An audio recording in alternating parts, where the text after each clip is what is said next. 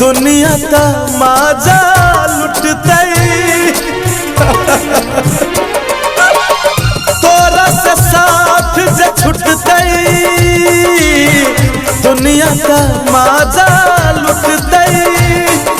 तू चल जब ही पियाबा के देश अखिया से नूर न रुकतई। आबे लगलो सब मेहमान गे हर दिल लागे लगलो जान गे। आबे लगलो सब मेहमान गे हर दिल लागे लगलो जान गे। तोरा से साथ जे छुटतई दुनिया ता माजा लुटतई।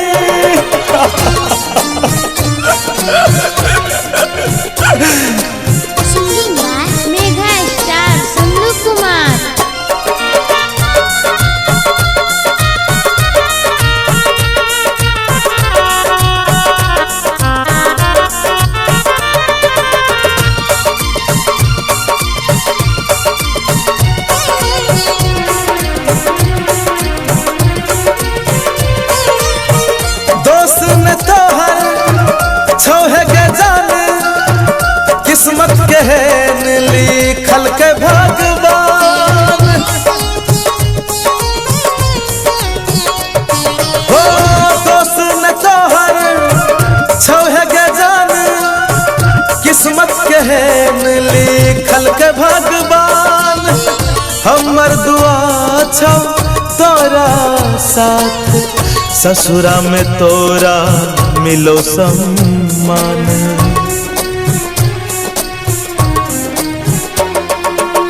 चल जब ही पियावा के देश अखिया से नूर न रुकते।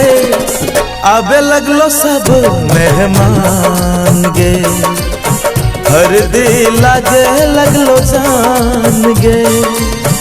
आबे लगलो सब मेहमान गे हर दिल लागे लगलो जान गे। तोरा से साथ जे छुटतई दुनिया ता माजा लुटतई।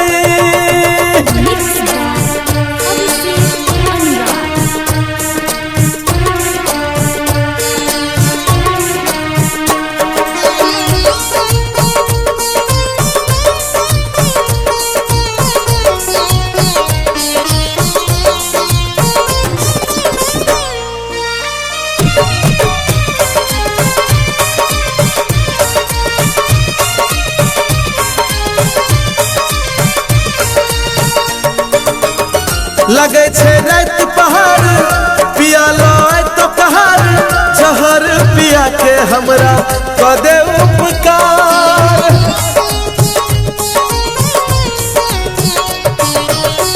लगे छे रात पहाड़ पिया लो तो पहाड़ जहर पिया के हमरा कदे उपकार। करे छियो तोरा दिल से सलाम हमर जिंदगी दुई दिन के मेहमान।